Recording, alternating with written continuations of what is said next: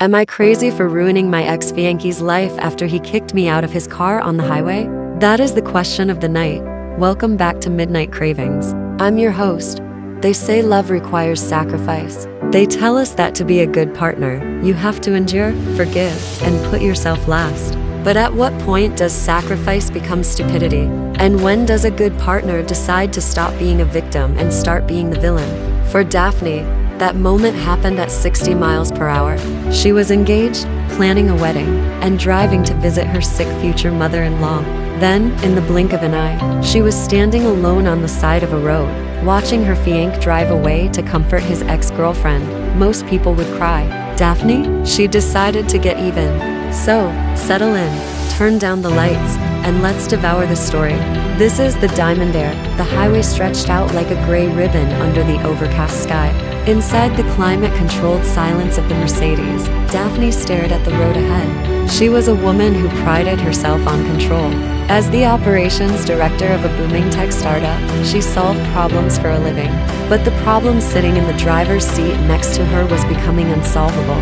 Julian adjusted his grip on the steering wheel. He was handsome in that sharp, jagged way, ambitious, charming, but lately, perpetually distracted.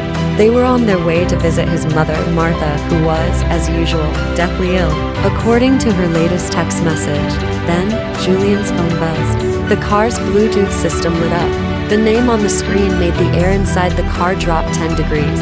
Lana, the ex-girlfriend, the one who got away, the one who was always in crisis. Julian answered without hesitation, putting it on speaker. Despite Daphne's presence, Lana's voice cracked through the speakers, thick with tears, saying she couldn't do this alone, that she missed her mother, missed her grandmother, and that her panic attacks were coming back. Daphne watched Julian's face. The transformation was instant. The annoyance he had shown just minutes ago about the traffic vanished, replaced by a look of pained tenderness. He glanced at Daphne, guilty, but determined. He told Lana to breathe, that he was coming, and that he would be there in 20 minutes. He hung up and immediately pulled the car onto the hard shoulder of the highway.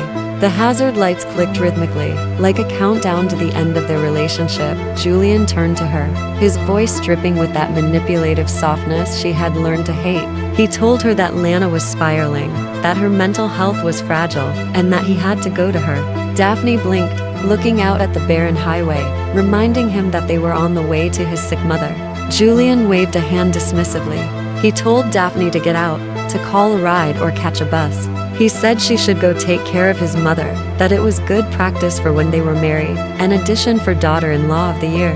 He unlocked the doors and told her to stop being jealous. Daphne didn't argue. She unbuckled her seatbelt, grabbed her purse, and stepped out into the cold wind. Julian didn't even wait for her to clear the vehicle before peeling away, leaving her in a cloud of exhaust fumes. Daphne stood there for a moment, watching the taillights disappear. She didn't feel angry. She felt liberated. She pulled out her phone, called a car, and instead of heading to his mother's house, she put in the address for Julian's apartment. It was time to pack. By the time Daphne reached the penthouse she shared with Julian, her plan was already formed. She owned a small studio apartment across town, a safety net she had never sold. She packed with military efficiency: clothes, documents, jewelry.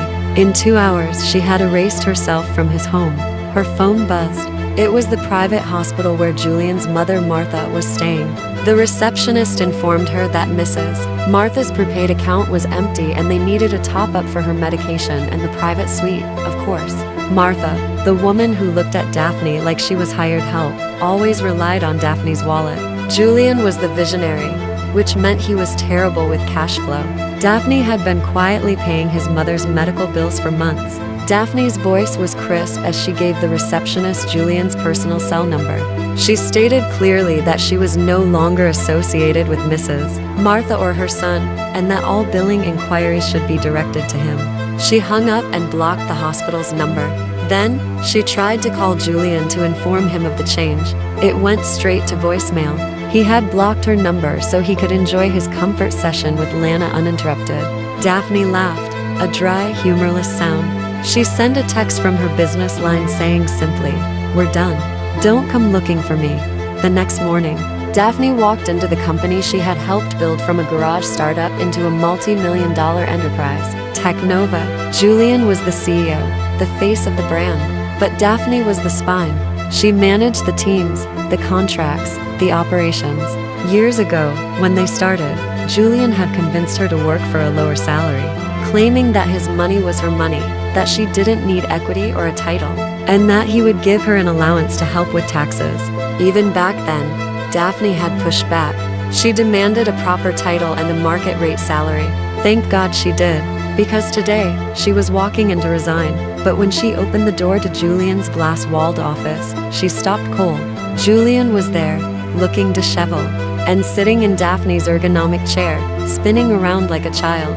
Was Lana? Julian barked at her, asking where she had been, complaining that he had to send his assistant to the hospital because she hadn't gone.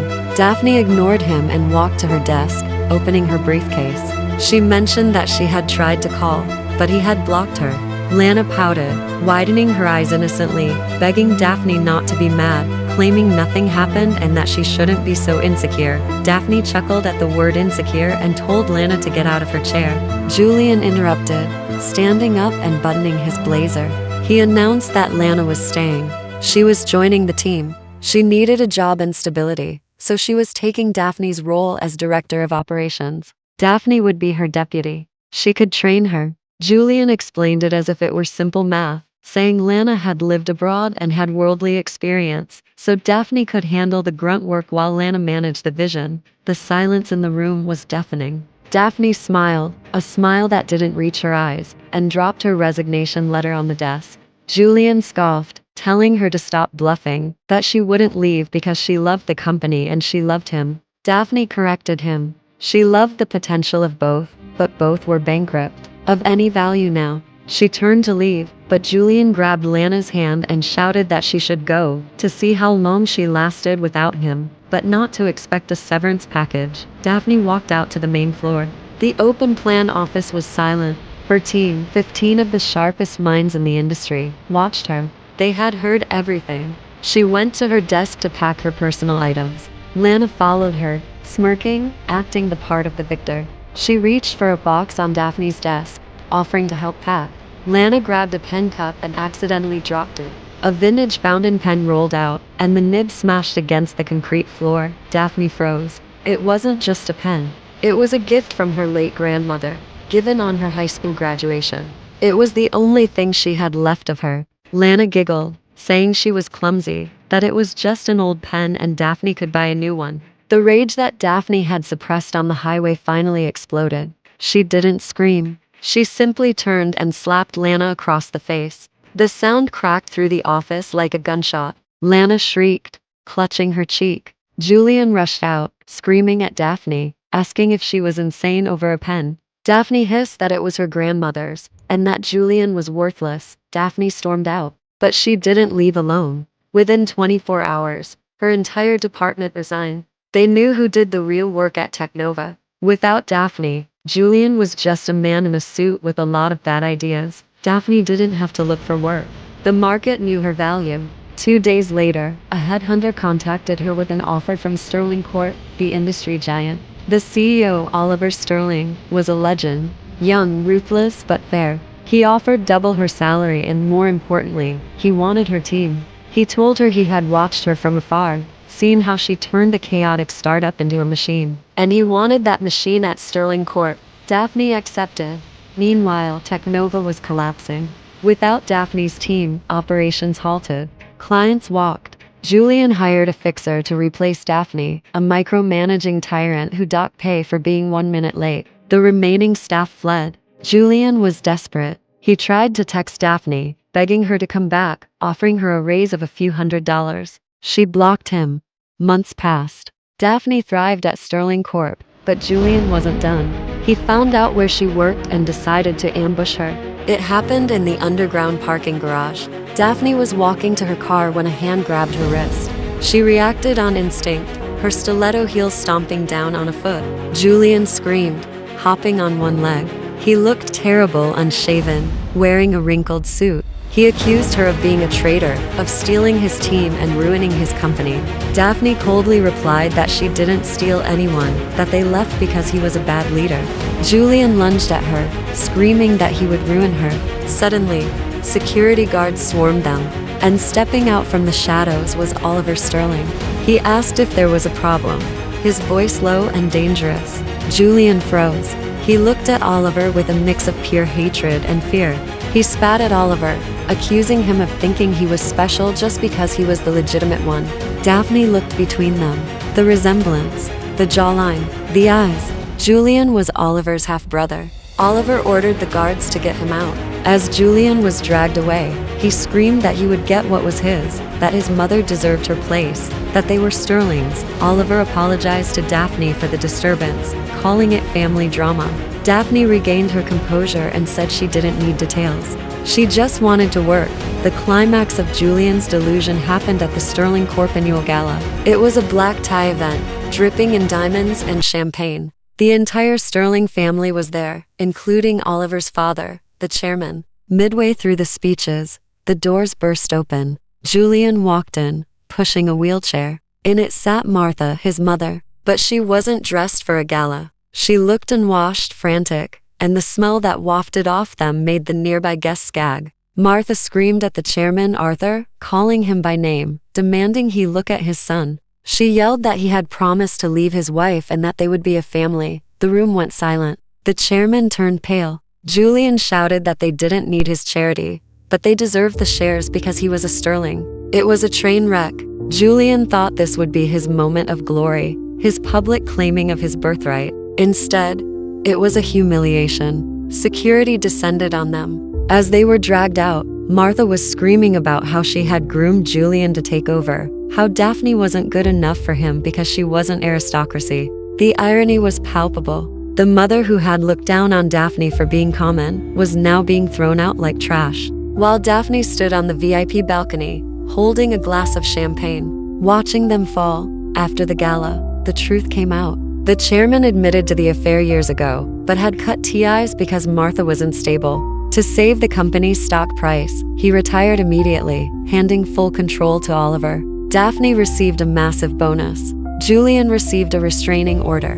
But Daphne wasn't done. She remembered something Julian had said once, that his legal last name, Chase, came from his late father, a man his mother claimed died young. Daphne hired a private investigator. The truth was explosive. Martha hadn't just had an affair. She had committed paternity fraud. She had married a kind man named Mr. Chase.